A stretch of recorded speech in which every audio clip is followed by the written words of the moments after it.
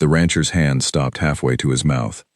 He had been eating and talking at the same time, the way he always did at these church suppers, moving through conversations the way he moved through his land, like he owned every inch of it and knew it.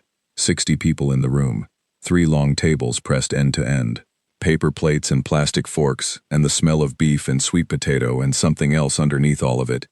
Something that didn't belong to this particular church hall or this particular evening. He brought the piece of cornbread the rest of the way to his mouth and chewed it slowly. Then he set his fork down. People near him noticed. Walter Grimes did not set his fork down during supper. Not at 80 years of working land that had nearly broken him 20 times over, and hadn't managed it yet. Not during wind years and drought years and the year he lost 400 head to sickness and had to keep moving anyway. Walter Grimes sat at a table like he had earned his spot at it, and he ate like the meal might try to leave if he wasn't paying attention. But now the fork was on the table, and Walter was holding a square of cornbread in his thick, scarred hand, and looking at it like it had said something to him, in a language he recognized but hadn't heard in years. "Who baked this cornbread?" he said. His voice carried the way voices do when they're used to giving orders across open land. The woman beside him, Patty Lorne, stopped her story mid-sentence. The deacon's wife at the end of the table looked up. 2 of the younger men who had been arguing about a truck lease fell quiet, sensing a shift in the room they couldn't name yet. Nobody answered. The cornbread was not sweet. That was the first thing you noticed about it. Every other pan of cornbread on that table was pale yellow and soft and slightly sweet, the kind that comes from a box mix with a cup of sugar folded in, the kind that tastes exactly like you expect it to. This piece was different. It was dense, dark at the edges. There was a faint heat to it, not strong, just present, the way a memory is present. You don't see it, but you know it's there. The crust had that particular roughness that only comes from a skillet, from cast iron that has been used and seasoned and trusted over years. Walter took another bite to be sure. He was sure. "I need to know who made this," he said, louder this time. At the far end of the second table, a young woman looked up from her plate. She was 23 years old. She had arrived alone, carrying a covered pan against her chest, the way you carry something you're not certain will be welcomed. She had found the last empty chair and taken it without making a fuss about it. She had sat through an hour of this supper without anyone speaking to her directly. That was not unusual. She had a face that was easy to look past, not because there was anything wrong with it, but because she did not arrange herself in a way that demanded to be seen. She wore a plain blue shirt. Her hair was pulled back. She had eaten quietly and listened to conversations she had not been invited into, and she had not seemed to mind. Her name was Clara Holt. Clara had not intended to cause a disruption. She had brought the cornbread because people were supposed to bring something, and cornbread was what she knew how to make. She had made it the way she always made it, the only way she knew, because the recipe was not the kind that had variations. It was fixed. It had been fixed for 40 years before she was born, and it would be fixed for 40 years after she was gone, if she passed it on the right way. She had not written it down. "You didn't write this one down." Her grandmother had been clear about that, not because it was a secret, but because writing it made it a document, and a document could be lost or misread, and this recipe was not meant to be read, it was meant to be felt. The weight of the meal in your hand, the sound the batter made hitting the iron, the specific color of the crust at the moment you pulled it from the heat. A written recipe could not tell you those things. Only hands could. Clara's grandmother, Edna Holt, had died 11 months ago. She had died in October, which was early enough that the harvest was still coming in, and Clara had been alone in the kitchen the following morning, with a bag of stone-ground meal and a cold iron skillet, and the specific silence of a house that has recently lost someone. A silence that is different from ordinary quiet, in a way that is hard to explain to anyone who hasn't heard it. She had made the cornbread that morning because she needed to know if her hands still knew it. They did. Clara raised her hand. It was a small motion, barely more than lifting 2 fingers off the table, the way you might signal a waiter, or the way a child raises her hand in a classroom when she's not entirely sure her answer is right, but knows she has to try. Walter Grimes found her at the end of the table. He looked at her the way he looked at weather, carefully, without sentiment, reading what was actually there rather than what he hoped or feared. He had run a cattle operation for 53 years. He had read a lot of things in that time. Land and animals and markets and men. He was not in the habit of misreading. He looked at this quiet girl with her hand half raised at the end of the table, and he read something. "You made this," he said. It was not quite a question. "Yes, sir," Clara said. Walter was quiet for a moment. The table was quiet around him. 60 people in the room, and most of them had stopped what they were doing, because when Walter Grimes went quiet at a dinner table, it meant something. "Where did you learn it?" he said. Clara looked at him steadily. "My grandmother taught me," she said. "She's gone now." She said it simply, without looking for sympathy. 2 sentences. She did not elaborate. She did not add anything to soften it or explain it, or make it easier to receive. Her grandmother was gone. That was the fact. The cornbread was the thing that remained. Walter looked down at the piece still in his hand. He didn't put it down. "My wife made cornbread like this," he said, quietly enough that only the people close to him heard it. 40 years she made it. Cast iron. No sugar. She said sweet cornbread was just cake pretending. A few people smiled. Walter did not. "She's been gone 12 years, he said. He looked back at Clara. "What's your name?" "Clara Holt." "Are you working anywhere, Clara Holt?" Clara paused. She was working part-time at a garden center on the county road, 30 hours a week. Not quite enough and not quite right, which was the condition most of her jobs had shared. She was good at work that involved patience and precision, and quiet attention, which turned out to be a narrower category than she had hoped when she was younger. "Not really," she said. Walter looked at the cornbread one more time. "I need a cook," he said. "I've got 12 hands to feed, breakfast and supper, 6 days a week. I had a woman doing it for 6 years, and she moved to be near her daughter last month. I've been feeding those men out of cans since then, and it's making them mean." Someone at the table laughed. Walter didn't. "It's a working kitchen," he said. "Early hours. The pay is fair. You'd have a room in the house if you wanted it, or you can drive if you'd rather." He paused. "I'm not asking for my sake. I'm asking because that cornbread is right, and right is hard to find." Clara looked at him for a moment. She thought about the garden center, and the part-time hours, and the apartment she was splitting with a roommate she barely knew, and the way she had been carrying that pan against her chest when she walked into this church hall tonight, not certain it would be wanted. "I'll do it," she said. She said it before he finished the sentence. Walter picked up his fork. "Monday morning," he said. 5 o'clock. He went back to eating, which meant the conversation was over and the decision was made, and the 60 people in the room slowly returned to their own plates and their own stories. But something had shifted, the way a room shifts when something real has happened inside it, even if most of the people in it couldn't have said precisely what. At the end of the table, Clara Holt looked down at her plate. Her heart was moving faster than she would have liked. She pressed one hand flat against the table for a moment, feeling the cool surface of it, steadying herself the way she had learned to steady herself. Not by breathing exercises or counting or any of the things people told you to do, but simply by putting her hand on something solid. She had said yes before she knew all the reasons she was saying it. But she knew some of them. She knew that the cornbread in that man's hand had come from her grandmother's hands, and before that from her grandmother's mother's hands, and that a chain like that was not something you let go of just because you were unsure. She knew that cooking was the one place in her life where she never felt invisible, where the work was honest and measurable, and you knew at the end of each day whether you had done it right. And she knew, though she would not have said this out loud, that when Walter Grimes said the word right, he had meant it the way she understood it. Not perfect, not impressive, just true. She picked up her fork and finished her meal. Outside the church hall windows, the evening had gone dark and soft, the way evenings did in late September in this part of the country, and somewhere a few miles down the county road, 12 men were eating out of cans and growing meaner by the day.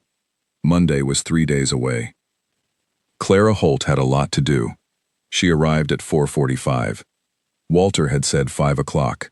Clara arrived 15 minutes early, not to impress him, but because she had not slept well, and lying in the dark at 4 in the morning had begun to feel worse than doing something useful. She had driven the 12 miles from her apartment with the windows down even though it was cold, because cold air kept her focused, and she needed to be focused. The ranch house was large and plain, and sat back from the road at the end of a gravel drive flanked by 2 old cottonwood trees. The porch light was on. The kitchen light was on. Walter Grimes was already awake. Of course he was. Clara sat in her truck for a moment before getting out. She looked at the kitchen window, at the yellow light behind it, at the shadow of a large man moving slowly across it. She thought about the pan of cornbread she had carried into a church hall 3 days ago, and the way the evening had turned out, and she thought about her grandmother, who used to say that most good things that happened in a person's life were the result of doing something ordinary as well as you possibly could, and then letting it be seen. Clara got out of the truck. The kitchen was bad. She had known it might be, but knowing a thing and standing inside it are different experiences. The room was large enough, with good bones, a wide window over the sink, a long counter along the south wall, a commercial-grade stove that was twice the age of Clara herself, but had been built to last, and had. But the organization was wrong in every direction. Pans stacked without purpose, the spice shelf in the darkest corner, which meant you couldn't read the labels without moving 2 things to let in light, the flour and the cornmeal stored in cardboard boxes instead of sealed containers, which told her there had been a moisture problem. The refrigerator had been organized by whoever had last touched each item, rather than by any system, which meant nothing could be found without opening every drawer. Walter stood at the end of the counter with a cup of coffee, watching her take it all in. "Say what you need to say," he said. "I'm going to need to reorganize this," Clara said. "Then reorganize it. I'll need a few things. Sealed containers for the dry goods, different shelving for the cast iron, a second cutting board." Walter drank his coffee. "Write it down. I'll have it by tomorrow." That was all. No argument, no explanation required. He had hired her to run the kitchen, and he would let her run it. Clara had worked for people who said things like that, and then hovered over every decision, and second-guessed every change, and she had worked for people who meant what they said, and then stepped back.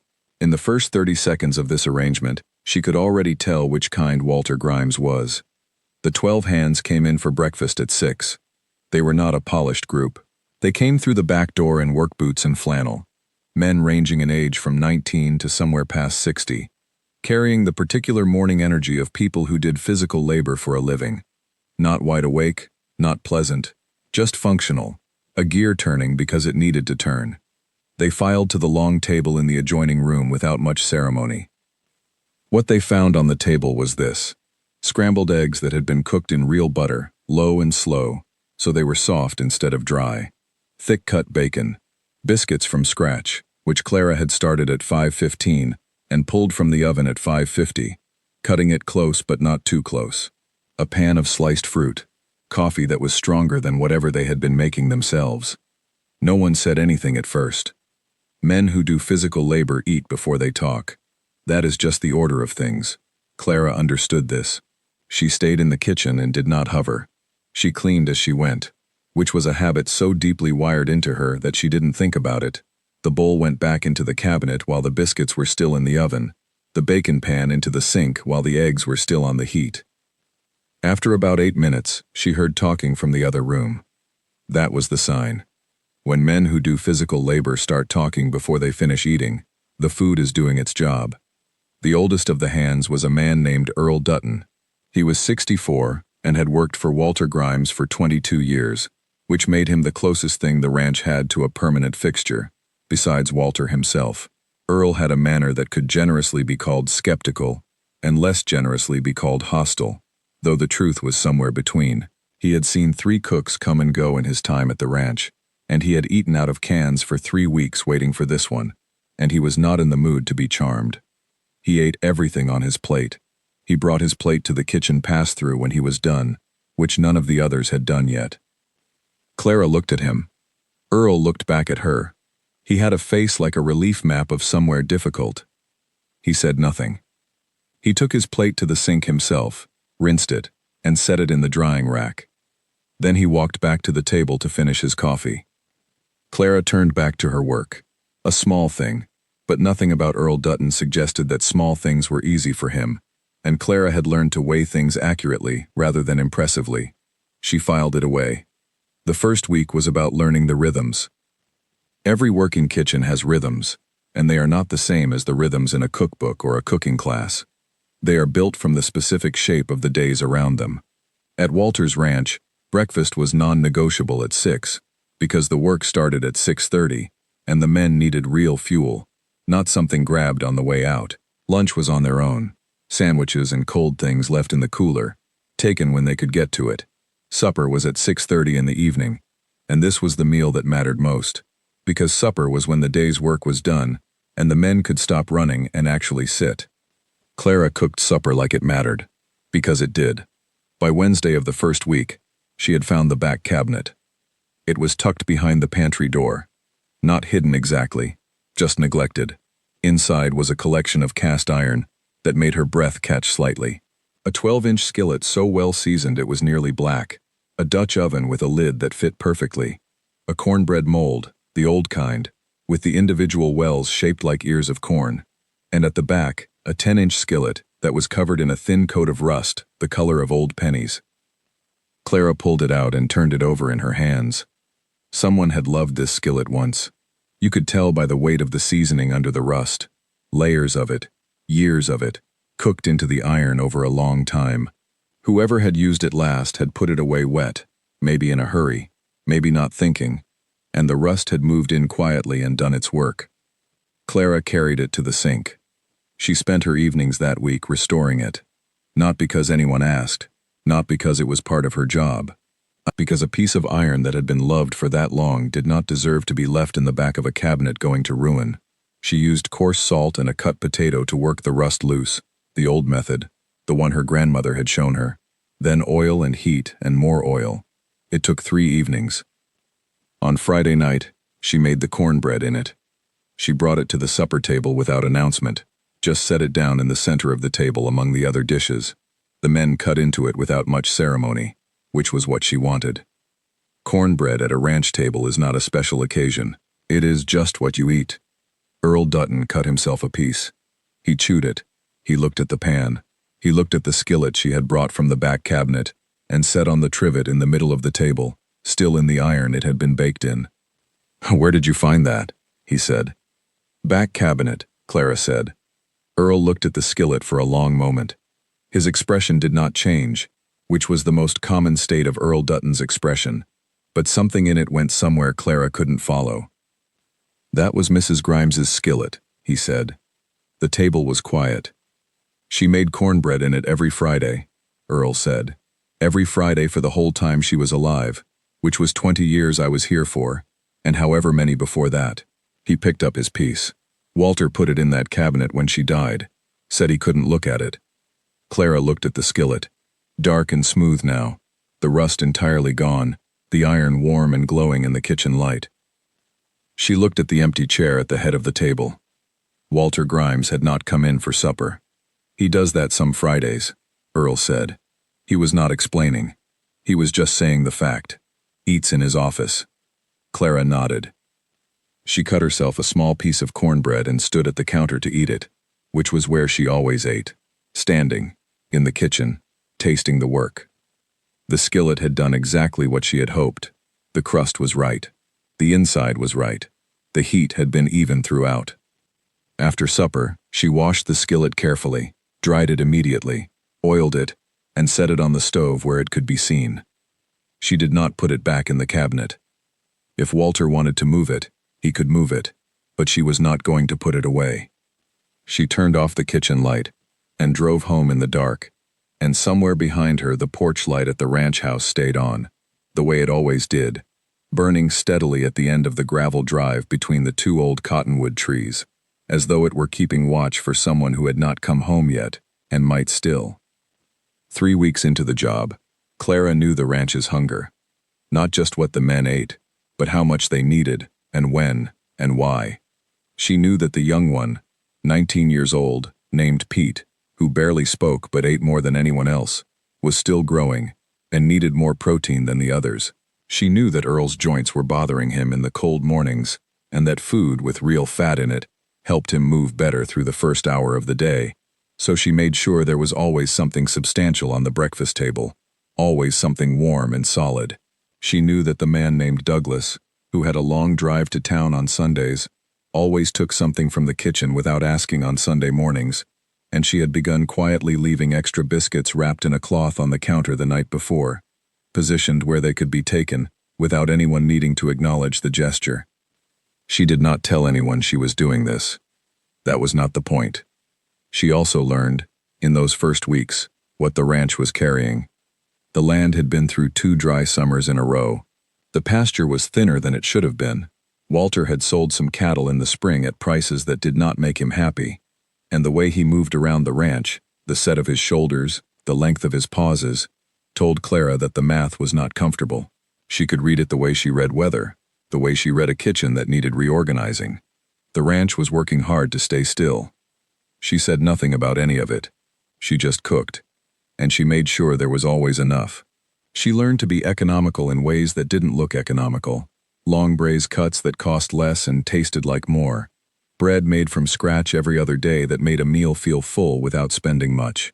A pot of something good always available at the back of the stove because hungry men who can't find food get into moods that slow everything down. On a Thursday evening in the 4th week, she was cleaning up after supper when she heard footsteps in the kitchen doorway. She turned around. Walter Grimes was standing there, with a look on his face she hadn't seen from him before. Not the reading the weather look. Something less composed than that. "The skillet," he said. "Yes, sir. Earl told me you found it. It was in the back cabinet. It needed work." Walter was quiet for a moment. He looked at the iron skillet on the stove, dark and solid in the low light. "My wife kept that skillet for 30 years, he said. His voice was level, but carefully so, the way a person's voice is when they are holding it level on purpose. She said it made everything better. The iron, she said.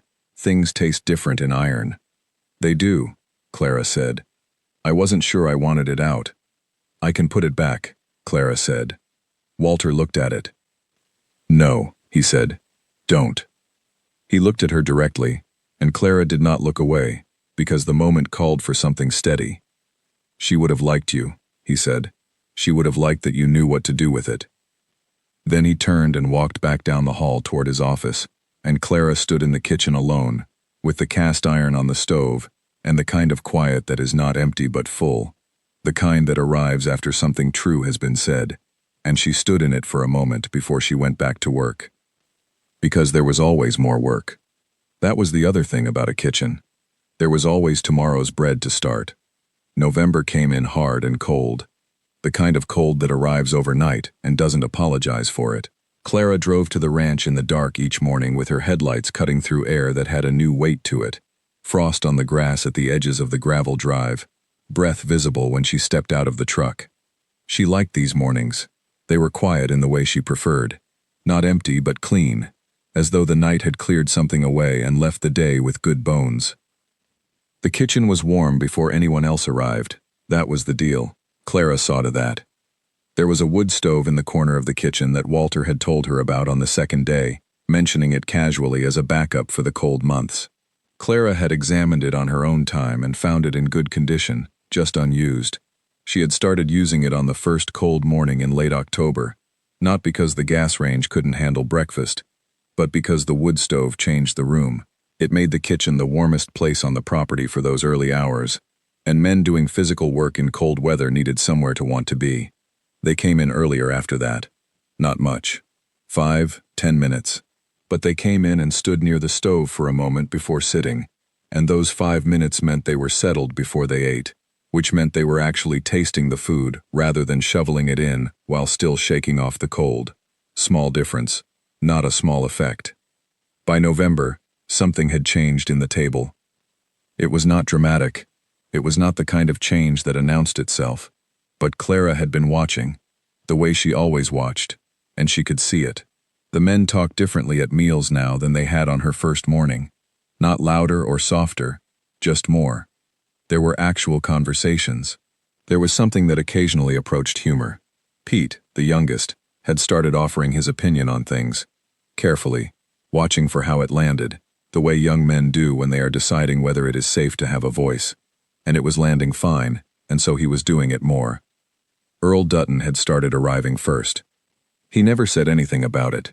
He just appeared at the back door when the others were still a few minutes out, and he poured his coffee, and he stood near the wood stove, and sometimes Clara would hear him start a sentence from the doorway that was directed at her, and not at anyone else. The sentences were practical, comments about the weather, about what was happening on the land that week, information she could use. He was telling her what was coming so she could prepare for it. She understood this. It was his way of saying the kitchen was working. She received it that way. In the middle of November, 3 of the hands quit. This happened in the space of 5 days. First Lou Garrett, who had an opportunity in Colorado that Walter could not match and said so honestly. Then 2 younger men, brothers from Enid who had always been a unit and who had decided, quietly and without drama, to go back closer to their family. Walter told her about it on a Wednesday evening, standing in the kitchen doorway in his coat, still in from whatever had kept him out late. 3 fewer for breakfast as of Monday, he said. Clara dried her hands on a dish towel. Are you replacing them? Working on it, he said. It'll take time. She looked at him. He was tired. Not the regular tired of a long day. This was something deeper. The kind of tired that sits behind the eyes and doesn't lift with sleep, because it isn't about sleep. Okay, she said. It doesn't change what you're doing, he said, quickly. I know it doesn't, she said. He nodded and went down the hall. Clara turned back to the sink. 9 hands instead of 12. She did the arithmetic automatically. The food budget would presumably stay roughly the same per person, which meant per person spending went up slightly, which meant she had room to do some things she had been holding back on. Small things. Better cuts on the nights when a better cut would make a difference. Something extra on the weekends. She chose not to frame this to herself as making up for the men who had left, or lifting morale, or any of the language she'd heard used in other places to describe what cooks did during hard times. She framed it as cooking. She just cooked. She cooked as well as she knew how to cook, which was the same standard she had been holding herself to from the first morning, so in practical terms nothing changed at all. Except that she started making pie. Pie was not on any list of expected things. She had not been hired to make pie. But she was in the kitchen 6 days a week, and the oven was there, and she had been watching those men eat for 2 months, and she knew what they hadn't had in a long time. A proper dessert. Not something sweet on top of a meal, but the kind of dessert that makes a meal feel like it mattered, like someone thought about it from beginning to end. So on the Thursday after the 3 men left, she made an apple pie with a butter crust, and set it on the supper table without comment, just there among the other things, as though pie at supper on a Thursday were completely ordinary. Nobody said anything right away. Pete cut a piece before he was finished with his main plate, which was a breach of his usual method but which told her everything. Earl took the last slice. On Friday, Douglas said, unprompted, "You going to make pie again sometime?" "Maybe," Clara said. She made pie again on the following Thursday, and the one after that. Walter ate 2 slices both times, she noticed. December began the way December always did, with a week of good weather that felt like a kindness before winter remembered itself and came back harder. Clara drove the 12 miles each morning and spent the day working through the cold that came under the back door, no matter how many times she wedged a towel against it, and she cooked for 9 men who worked outside in temperatures that dropped into single digits on the worst days, and she kept the wood stove going, and she kept the coffee strong, and she made sure supper was always hot and always enough. One afternoon in the middle of December, a woman appeared at the kitchen door. She knocked twice, which was unusual. The men never knocked. And then she came in without waiting for an answer, which was unusual in a different direction. She was in her 50s, pleasant-looking, with the organized energy of someone who managed things for a living. She looked around the kitchen with a frank curiosity that Clara recognized as a person taking inventory. "You're the cook," the woman said. "Clara Holt," Clara said. "Diane Grimes," the woman said. "Walter's sister. I drove up this morning to check on him, and he told me to come talk to you." Clara put down the knife she'd been using and turned to face her properly. "He told you to come talk to me," Clara repeated. "About the holidays," Diane said. "He wants to know if you'll cook Christmas dinner." She paused, and something in her expression shifted slightly. "He's inviting some people. family. He hasn't done that in a few years. I think well, I think the kitchen being what it is has made a difference. Clara looked at her. He said the kitchen being what it is, Clara said. Diane smiled. Those aren't his words exactly. His words were, and I'm telling you this directly because I think you deserve to hear it. His words were, the place feels like itself again. Clara turned back to the counter.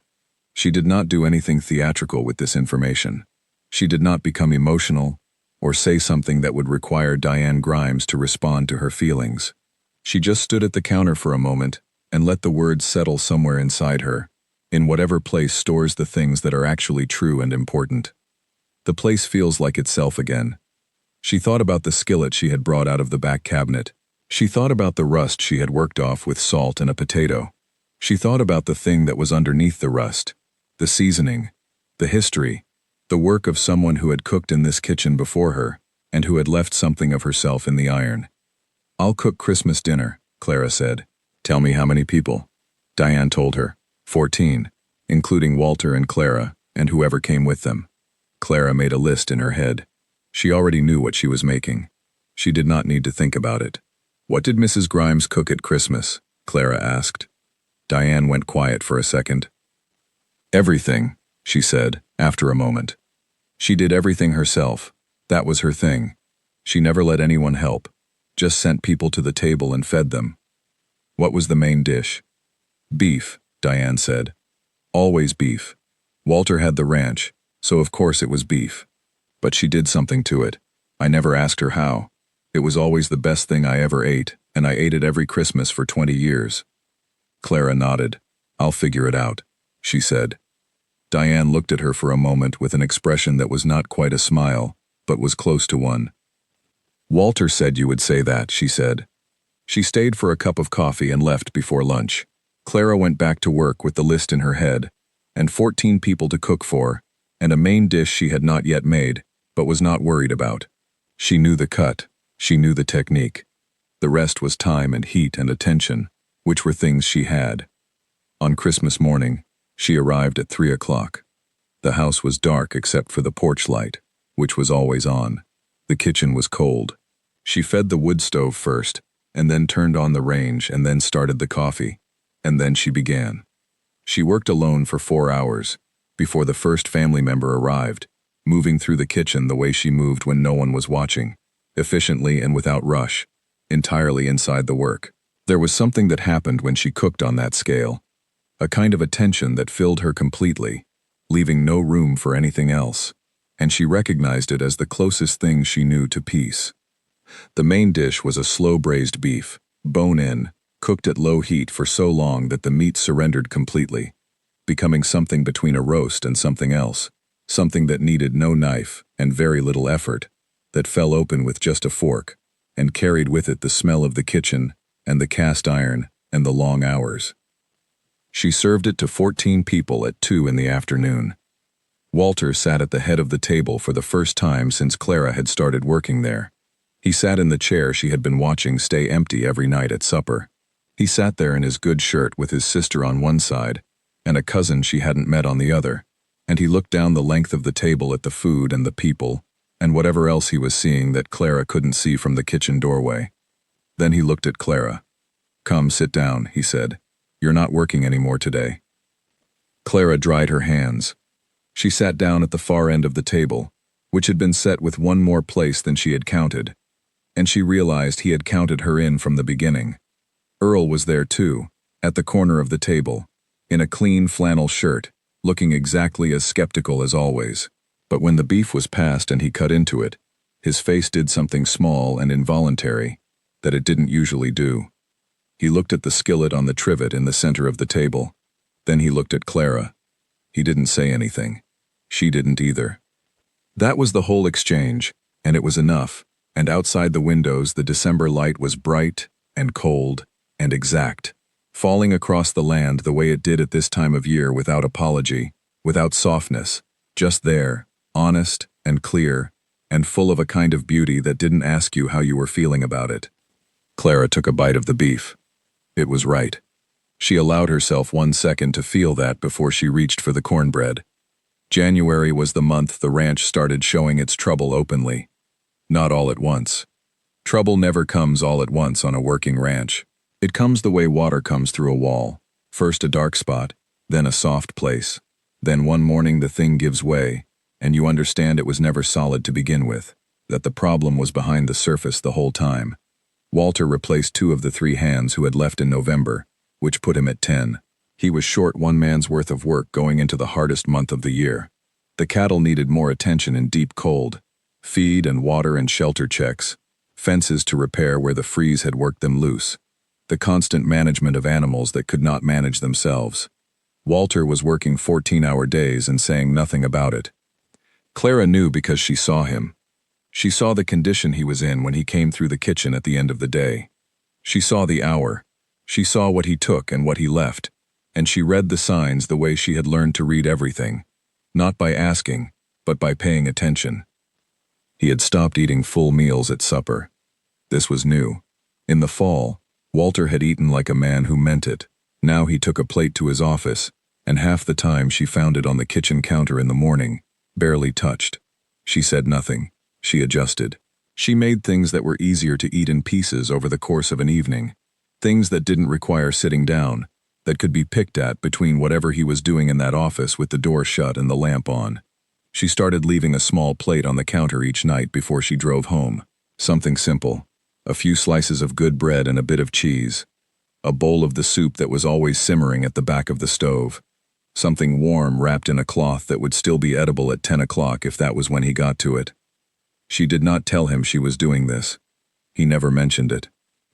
But the plates were empty in the morning. In the second week of January, Earl Dutton hurt his knee. It was a working injury, an icy patch near the water trough, a fall that he described afterward in the same tone you'd use for a mildly inconvenient errand. Earl's tone for most things was the same, which made it hard to gauge the actual severity of anything that happened to him. But Clara watched him come through the kitchen door that morning, and she saw the way he was placing his weight, the subtle shift to the left, that told her the right knee was bad. She said nothing at breakfast. After the men went out, she made a pot of something she had not made in a while, a long-simmered bone broth, the kind that took most of the morning and filled the kitchen with a steam that felt like it had weight to it. Her grandmother had made this whenever someone was hurt or sick, not because of any dramatic belief in its powers, but because it was warm, and it had everything your body needed, and it gave a person something good to come back to. At lunchtime, when Earl came in to get something from the cooler, she handed him a large cup of it, without explaining what it was. He looked at the cup. He looked at her. "Drink it while it's hot," she said. He drank it. He didn't thank her, which was fine. Earl's gratitude expressed itself through other means, and she had been translating his means for months. He was back at full work within 4 days, which may or may not have had anything to do with what she had been putting in front of him. But she believed that what you fed people mattered, not just in the obvious ways but in the slower ones, and she continued putting the broth on the stove every few days through the rest of January. Pete started taking a thermos of it out with him in the mornings. She let him. The trouble announced itself clearly on a Thursday in the 3rd week of January. Clara was at the stove when she heard the truck in the gravel drive. Not Walter's truck, a different one.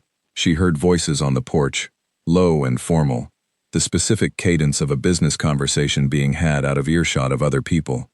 She heard Walter's voice doing what she had not heard it do before, which was being careful, measuring each word before he said it. She could not hear what was said. She did not try to. She turned the heat down on what she was making and focused on the kitchen, and in a few minutes the other truck left and Walter came inside. He did not come into the kitchen. He went to his office and closed the door, and it stayed closed through lunchtime. At lunchtime, she left the usual things in the cooler and added a full plate for Walter and walked down the hall and knocked. "Lunch is on the counter," she said, through the door. "I'm not hungry," he said. "It'll keep," she said. She went back to the kitchen. An hour later, she heard him come down the hall. She heard the refrigerator open. She heard a chair pulled out at the kitchen table, which he never used during the day, and then the specific sound of a man eating who does not want to be seen needing to eat. She kept her back to him and worked at the counter. After a while, he said, "I had a bank meeting last week." Okay, she said. And another one today. In the driveway. He paused. They're not making it easy this year. How bad? She said. She heard him set his fork down. I've had worse years, he said. I've never had two of them in a row before. Clara kept her hands in what she was doing. She did not turn around, because some conversations work better when there is no eye contact, when the words can go into the middle of the room and stay there rather than being received directly by a face. What do you need? She said. Walter was quiet for a moment. I need the spring to be better than the last two, he said. That's what I need. Okay, she said. And between now and spring. Another pause. Longer. I just need this to keep working, he said. She understood that he was not talking only about the kitchen. He was talking about the whole thing, the hands still showing up in the cold, the meals that made them stay, the small daily fact of the ranch feeling like somewhere worth being, rather than somewhere slowly failing. He was talking about what she was doing, but he didn't have the language for it, because nobody ever quite had the language for what a good cook did. They just knew when it was there and when it wasn't. It's going to keep working, she said. That's not the part you have to worry about. She heard him pick up his fork again. She made the pie that Thursday, a day early. She didn't explain why. She just made it, and she set it on the counter, and when the men came in for supper it was there, and Douglas said something that made Pete laugh, and even Earl made a sound that was not quite a laugh but was in the same family. Walter came in for supper that night instead of taking a plate to his office. He sat at the head of the table. Clara served the meal and ate standing in the kitchen as she usually did, and she could hear the conversation from the other room. Not the words, but the quality of it, the way you can hear the mood of a room through a wall. And the mood was not desperate or grim, it was ordinary. It was just men eating supper on a January night, talking about ordinary things, letting the day end instead of carrying it forward. She washed the dishes in the quiet after they had gone. February was the month that nearly broke the budget. Feed prices went up. A piece of equipment needed a repair that cost more than Walter had planned for. The weather was relentless, not the dramatic kind, not blizzards and crises, but the grinding cold that goes on and on and on, and wears people down by not stopping. Clara found ways to make the kitchen cost less without making it feel like less. She made bread every day. Bread filled people up and cost almost nothing when you made it yourself, and she had gotten fast at it. She could have 2 loaves out of the oven before 5:30 without rushing. She bought certain cuts in larger quantities and used them across multiple meals in different forms. So a piece of beef that went into supper on Tuesday showed up again as the base of something else on Thursday, transformed enough that no one saw the connection but satisfied in exactly the same way. She grew herbs in pots on the kitchen windowsill, not enough to change the grocery list significantly, but enough to change the flavor of a dish completely, to make something simple taste like you tried. She never said any of this to Walter. He didn't ask. But in the second week of February, she found an envelope on the kitchen counter, addressed to her in Walter's handwriting. She opened it. Inside was a card with 2 lines written on it. The first line said, "You have saved me more than I can account for." The second line said, "This is not a fair enough addition to your pay, but it is what I can do right now." Inside the card was a check. The amount was not large, but the handwriting around it was. And Clara stood in the kitchen with the envelope and the card and the check, and she was quiet for a moment. She had not been doing this for recognition. She had been doing it because it was right to do, because the work was honest, and the people were real, and the kitchen was exactly where she was supposed to be. She had been doing it because her grandmother had shown her that a kitchen was not just a room. It was a position. It was a way of holding a thing together from the inside, invisible and essential, the way a good foundation is invisible and essential. You don't see it, but the whole building knows. She folded the card and put it in her jacket pocket. She went back to work. The spring came early that year. The last week of February brought a stretch of warmer days that felt borrowed, days that smelled of the coming season without committing to it.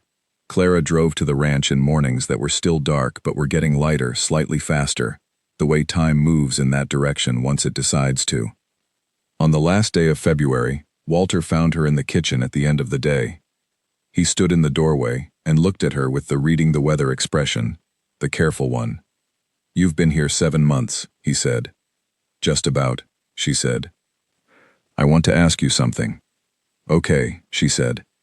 "I want to know if you're going to stay," he said. "Not because I'm worried you're leaving. I just want to know. Because I want to plan for it." He paused. "I want to plan for you being here." Clara looked at him. She thought about the church hall in September. She thought about the cornbread in his hand. She thought about the cabinet in the back of the pantry, and the rusted skillet, and the 3 evenings it had taken to bring it back. She thought about the card in her jacket pocket. "I'm going to stay," she said.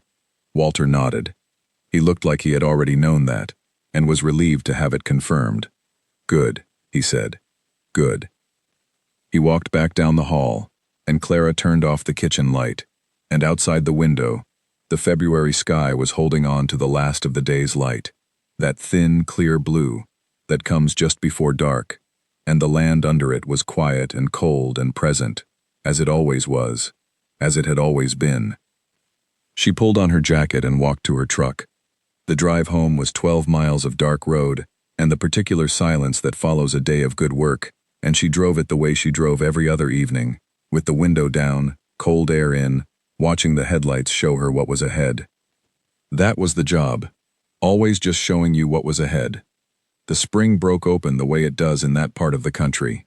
Not gently, not gradually, but all at once, as though the land had been holding its breath since October, and finally decided to breathe. The pasture came back green. Rain came at the right intervals, which was not something you could count on and certainly not something you could plan for. But when it happened, it changed everything. The cattle moved differently across better grass. The men moved differently too, the way people move when the work stops being survival and goes back to being what it was supposed to be. Walter hired 2 new hands in March, a younger man named Colin, fresh from a season on a ranch in Wyoming, with good references and a quiet competence that showed itself in the way he listened before he acted, and a woman named Ruth Alderman, which surprised Clara only because it hadn't happened yet. A woman over 50 who turned out to know more about cattle medicine than anyone on the property, and who made it clear inside her first week that she didn't need anyone to explain what she was doing. Ruth found her way to the kitchen on her second evening. She appeared at the back door in her work boots and knocked, which Earl had never done in all the time Clara had been there, and stood in the doorway looking around the kitchen with the same frank inventory that Diane Grimes had done in December. Clara had come to understand that the people who looked at this kitchen that way were people who understood what a kitchen was for, who could see the decisions in it. "Good setup," Ruth said. "Thank you," Clara said. "Come in." Ruth came in and accepted a cup of coffee and sat at the work table, and they talked for an hour about nothing in particular and everything that mattered. Clara liked her immediately, which was not something she was in the habit of doing quickly. There was a directness to Ruth that did not require softening. That was simply what it was, and Clara found this restful. They did not talk about the ranch's hard winter. They talked about food, the way women who understand food talk about it, practically, specifically, with a pleasure in the details that had nothing to do with showing off. Ruth mentioned what her mother had grown in her garden in a way that told Clara she had eaten well as a child and had known it, which was not always the case. Clara mentioned her grandmother in a way that she rarely did, not the grief part, just the practical part, the kitchen part, the early mornings and the iron, and the way things were supposed to taste. Ruth asked if she would teach her the cornbread. Clara looked at her. Not many people had asked. People ate the cornbread, and people noticed it, and some people asked where it came from, but almost nobody had asked to learn it, because learning something like that was a different kind of request. It was asking to be trusted with something that did not have a recipe, that existed only in hands and practice, and the accumulated knowledge of people who were no longer there. "Come in Saturday morning," Clara said. "Come early." Ruth came in at 5 o'clock on Saturday. Clara had the stove on and the ingredients set out and the iron skillet on the back burner warming. She showed Ruth not by explaining but by doing, and she talked while she worked the way her grandmother had talked, not narrating what she was doing but saying the things you couldn't see, the things that mattered. She talked about the heat of the iron before the batter went in, and how you knew when it was right. She talked about the ratio of meal to flour, and why it was not the same as the one in any book she had ever found. She talked about not being too careful, because batter that has been thought about too hard comes out tight. And tight cornbread is not cornbread. It is a problem in the shape of cornbread. Ruth listened without writing anything down. Clara noticed. She did not say anything about it. When the cornbread came out of the iron, Ruth cut a piece and ate it standing at the counter. Her expression was the expression of someone eating something that answers a question they didn't know they'd been carrying. "I'll need to make it a few times before it's right," Ruth said. "Yes," Clara said. "How many times?" "Until it is," Clara said. "You'll know." Ruth nodded, which was the right response, the response of someone who understood that some things cannot be learned in one morning.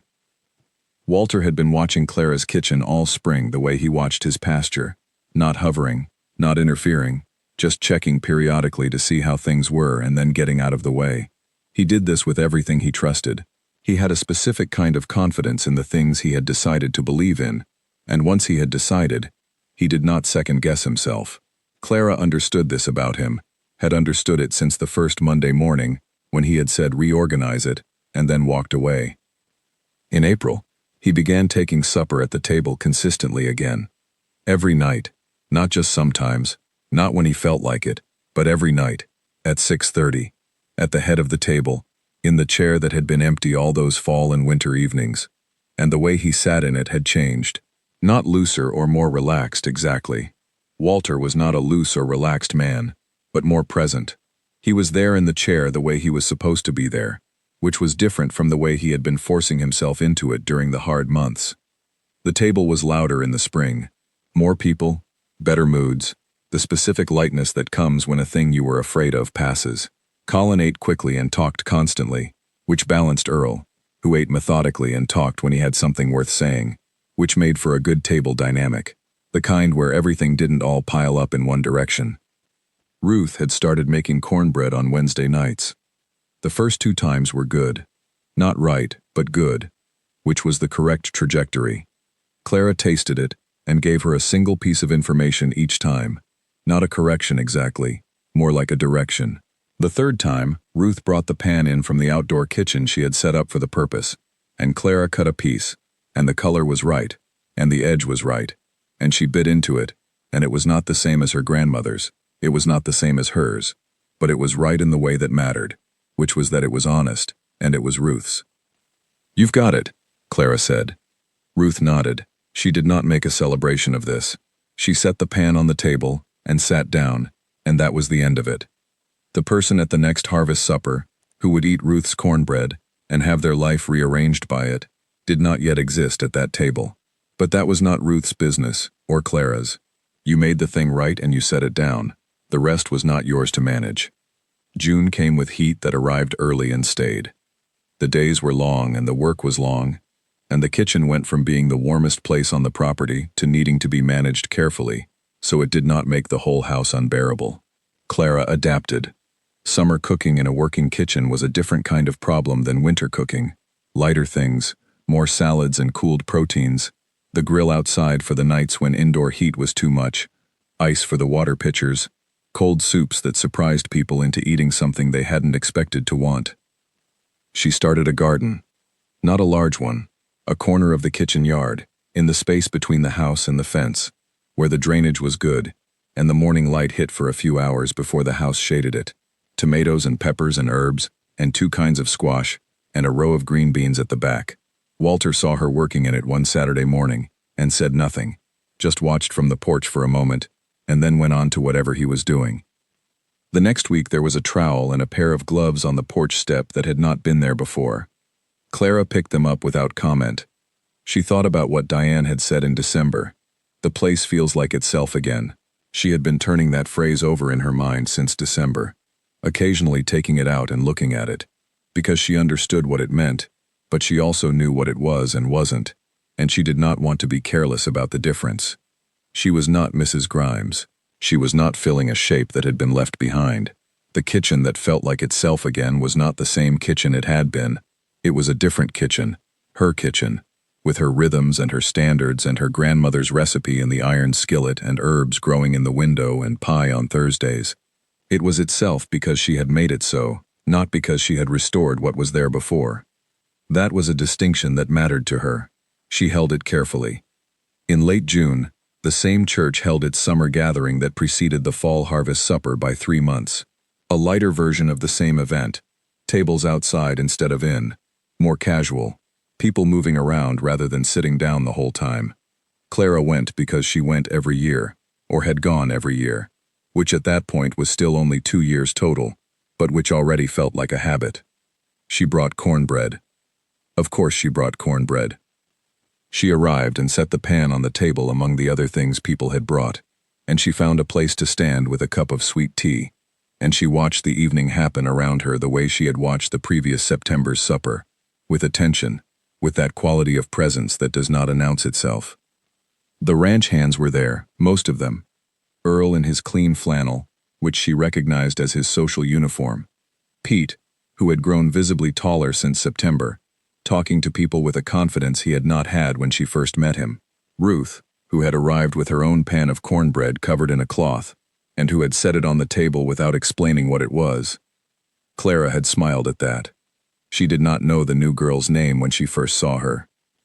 She appeared at the edge of the table gathering, young, probably 20 or 21, with the specific posture of someone who has come to a social event alone and is not yet sure whether that was a good decision. She had dark hair and a face that was easy to look past, not because there was anything wrong with it, but because she did not arrange herself to be seen. She found the end of the table, and took a spot, and stood with a paper cup in her hand, and looked at the food with the look of someone who is hungry, but doesn't want to be the first one to touch things. Clara watched her for a moment. Then she picked up the pan of cornbread, her pan, the cast iron, brought from the ranch kitchen, and walked to the end of the table where the girl was standing. She set it down in front of her. The girl looked at the pan. She looked at Clara. "Go ahead," Clara said. The girl cut a piece. She held it for a second, the way you hold something you're not sure you deserve, and then she took a bite. Her eyes changed. Clara had seen that before. She knew what it meant. It meant that something had just entered a person that they did not know they needed. Something that tasted like a thing they had known a long time ago or maybe had never known but had always been looking for. Something that went past hunger into a different kind of need entirely. She did not say anything. She stood next to the girl for a moment, the two of them at the end of the table, while the evening moved around them, and then Walter appeared from somewhere and said something to Earl, and Pete laughed too loudly at something across the yard, and the whole evening kept going in all its directions. After a while, the girl said quietly, "Who made this?" Clara looked at her. "I did," she said. The girl nodded slowly. She had another bite. Then she said, "How do you learn it?" Clara looked at her for a long moment. She thought about a Saturday morning in March with Ruth at the work table. She thought about her grandmother's voice in a kitchen that no longer existed in any form except in the hands of the people who had stood in it. She thought about the recipe that had never been written down, that lived only in practice, that had to be passed from one set of hands to the next because there was no other way to pass it. You didn't write it down. Not because it was a secret, because writing it made it a document, and a document could be lost. Only hands could hold it right. "Come to the kitchen Saturday morning," Clara said. "Come at 5. Come early." The girl looked at her like she was trying to decide whether this was real. "Okay," she said. "What's your name?" Clara asked. "Nora," the girl said. "Nora Price." Clara nodded. She looked at the pan of cornbread between them on the table, and then out at the evening, at all the people in it, at Walter Grimes standing with his arms crossed, talking to someone with the particular posture of a man who has come through a hard winter and is still standing, at Ruth across the yard who caught Clara's eye for just a second, and whose look said something neither of them needed to translate. "Saturday morning," Clara said. "Don't be late." She picked up her paper cup and walked back into the gathering, and behind her, Nora Price stood at the end of the table, with a piece of cornbread in her hand and something new in her eyes. And the evening went on, and the summer light held as long as it could before it finally gave way to dark, the way good things do, not quickly, not without resistance, holding on until the last possible moment, before letting the night come. The pan was empty by the time the gathering ended. It always was. Clara carried it back to her truck and set it on the passenger seat, the iron cool now in the evening air, the inside still warm from everything it had given. She looked at it for a moment before she started the engine. Her grandmother had never written the recipe down. Neither would she. Some things passed only one way, hand to hand, morning to morning, the work doing its own explaining. She started the truck and pulled out of the lot and drove the 12 miles home in the summer dark. And the road was familiar now, every bend and rise of it, and the fields on either side were dark and full and going quietly about the business of growing, as they always were, as they would always be. Long after all the people who had driven this road were gone and someone else was driving it instead, carrying whatever they were carrying, going wherever they were going, with the window down and the air coming in and the night around them large and close and full of things they did not yet know were waiting.